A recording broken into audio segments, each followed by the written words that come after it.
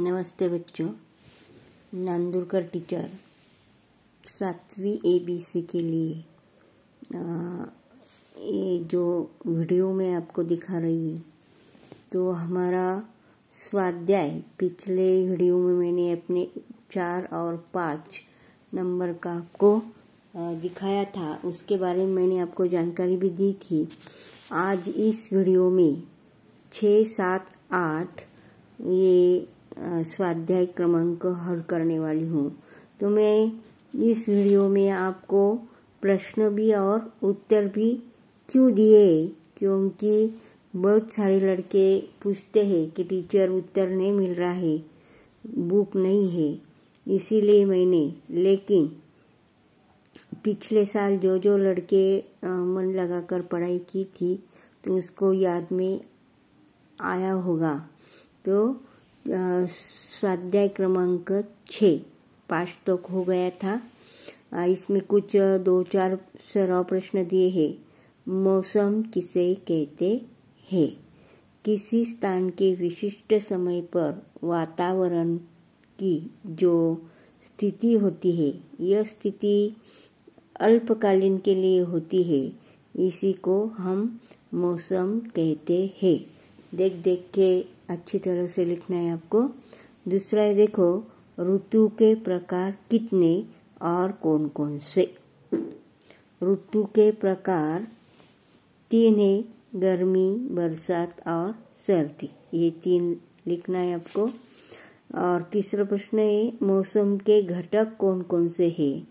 तापमान, हवा का दाब, पवन, आर्द्रता, वृष्टि, ये मौसम के घटक है, लिखना है। इसके बाद दूसरा प्रश्न पूछा गया है, देखो, मैं कौन हूँ? आपको एक वाक्य दिया गया है और ये मन लगाकर पहचानना है। मैं निरंतर परिवर्तित होती रहती हूँ। कौन परिवर्तित होती है? तो हवा। कभी गर्मी लगती है तो अचानक ठंड लगती है, बीच में बारिश आ जाता है।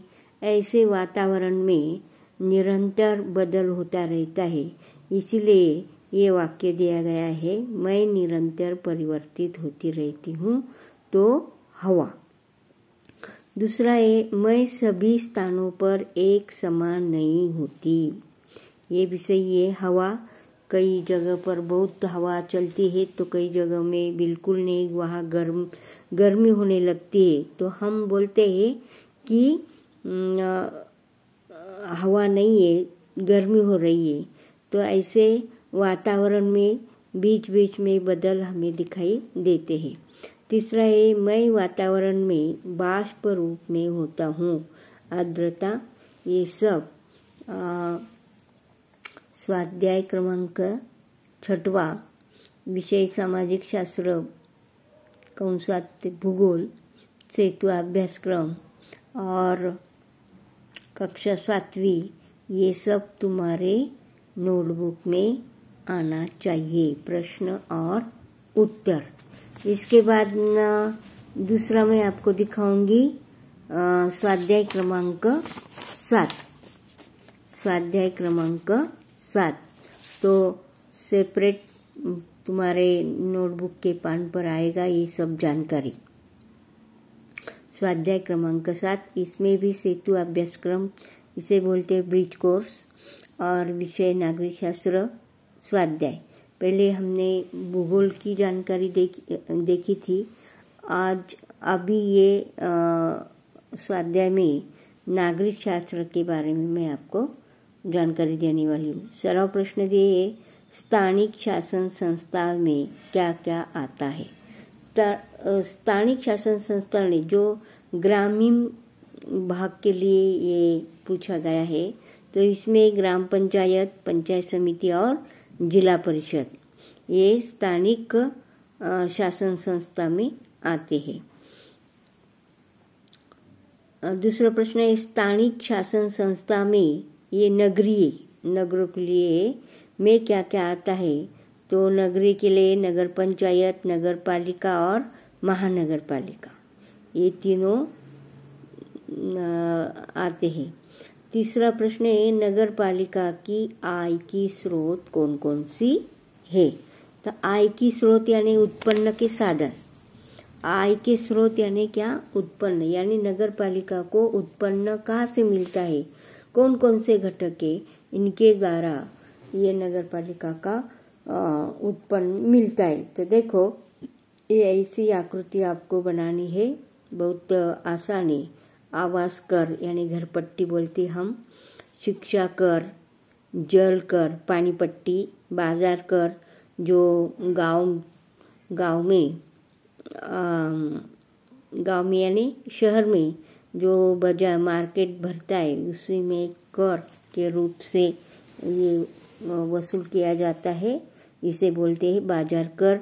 राज्य शासन द्वारा प्राप्त अनुदान, ये सब माध्यम से उनको उत्पादन मिलता है और इसके द्वारा नगर पालिका अपना खर्च यानी शहर की सुधारने के लिए इनके द्वारा खर्च करती है और शहर की सुधार करती है।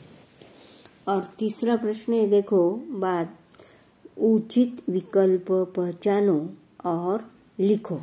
कंस में 3 शब्द दिए जाते हैं और उसमें से उचित यानी सही कौन सा है वो चुनकर आपको लिखना है। देखो, महाराष्ट्र के किस शहर में प्रथम महानगर पालिका की स्थापना की गई।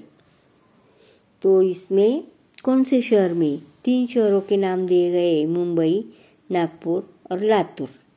तो इसमें पहला ये शब्द आएगा मुंबई। और दूसरी है, नगर पालिका के आर्थिक प्रशासन पर ध्यान रखता है कौन। इसमें मुख्य अधिकारी, कार्यकारी अधिकारी और आयुक्त। ये आपको मन लगाकर देखना है। इसमें से तीनों में से एक शब्द चुनकर लिखना है। ये हो गया हमारा स्वाध्याय क्रमांक 7। इसी में कुछ आपको अलग लग रहा तो अच्छी तरह से पढ़ाई करो और इसमें सही क्या है वो लिखना जरूरी है। ये स्वाध्याय क्रमांक 7 सभी के नोटबुक में ये सब आना चाहिए। एक ही नोटबुक में करो। एक ही नोटबुक में यानी क्या, इतिहास, भूगोल और नागरिक शास्त्र सेतु अभ्यासक्रम 45 यानी 45 दिनों का ये प्रोग्राम है। इसीलिए ये सामाजिक शास्त्र के लिए स्पेशल एक नोटबुक बनानी है। इसमें सब पढ़ाई आप लिखेंगे। ओके नहीं तो स्वाध्याय क्रमांक 8 हम हल करने वाले हैं। स्वाध्याय क्रमांक 8 देखो तुम्हारे सामने, यहाँ भी नागरिक शास्त्र के बारे में हम जानकारी लेने वाले हैं। तो सराव प्रश्न कुछ दिए, देखो, पंचायत समिति के कार्य लिखो। यानी पंचायत समिति जहाँ तहसील होता है, तहसील के लिए कौन कौन से कार्य होते हैं, वह पंचायत समिति तहसील के लिए कार्य करती है। तो लोगों के लिए क्या क्या कार्य करती है, देखो लोगों के कार्य कौन सी, सड़कें, नालियाँ, कुएं, नलकूप यानी बोरवेल। नलकूप को ही बोरवेल कहते हैं। स्वास्थ्य यानी लोगों की तबीयत अच्छी रखने के लिए जो गवर्नमेंट के अस्पताल रहते हैं वहाँ क्या किया जाता है, रोग प्रतिबंधक टीके लगाए जाते हैं। ये भी सरकार का ही काम है, यानी पंचायत समिति द्वारा ये काम किया जाता है। जल आपूर्ति, स्वच्छ पीने का पानी की सभी लोगों को ये पानी मिलने की देखभाल करते हो। स्वच्छता, सड़कों की स्वच्छता, कूड़े का निपटारा, ये सब काम पंचायत समिति के द्वारा की जाती है। खेती व पशुधन सुधार हेतु किसानों की सहायता करना, ये सब खेती के लिए किया जाता है, खेती की सहायता से। शिक्षा, आपको मालूम है शिक्षा का सबको प्राथमिक शिक्षा मिलना आवश्यक होता है, इसीलिए शिक्षा में प्राथमिक शिक्षा ये बहुत महत्व का है। उद्योग, हस्त उद्योग व कुटीर उद्योग को प्रोत्साहन देना, ये भी पंचायत समिति का कार्य है। लोक कल्याण, दुर्बल वर्ग के लोगों को आर्थिक सहायता करना, ये जो मैंने आपको 1 2 3 4 5 6 7 8 ये सब पंचायत समिति के कार्य है और इनके अलग अलग माध्यम से लोगों के लिए किए जाते हैं। दूसरा प्रश्न है, देखो, पंचायत की आय के स्रोत लिखो। यानी ग्राम पंचायत में, गांव में एक ग्राम पंचायत रहती है, तो लोगों का विकास करने के लिए उनका माध्यम कौन सा होता है, किसके द्वारा उनको पैसे मिलते हैं। तो देखो, आय के स्रोत यानी उत्पन्न के साधन, आवास कर, आवास कर मतलब घर पट्टी, जल कर यानी पानी पट्टी, साप्ताहिक हाट कर, जो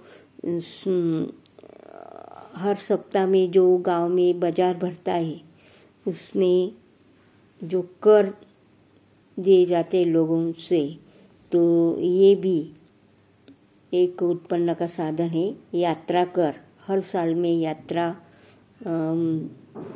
भर जाती है गांव में, उसके माध्यम से कर गांव में मिल जाता है, यानी ग्राम पंचायत को मिल जाता है, ये भी एक उत्पन्न का साधन है।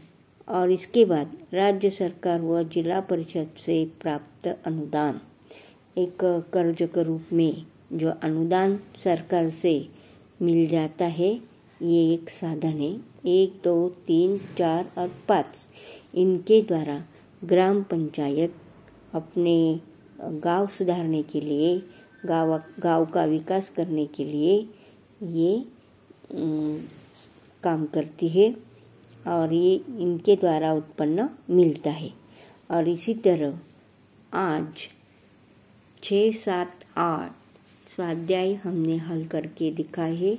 सभी लड़के लड़कियां तुम्हारे नोटबुक में ये प्रश्न और उत्तर मन लगाकर लिखना है।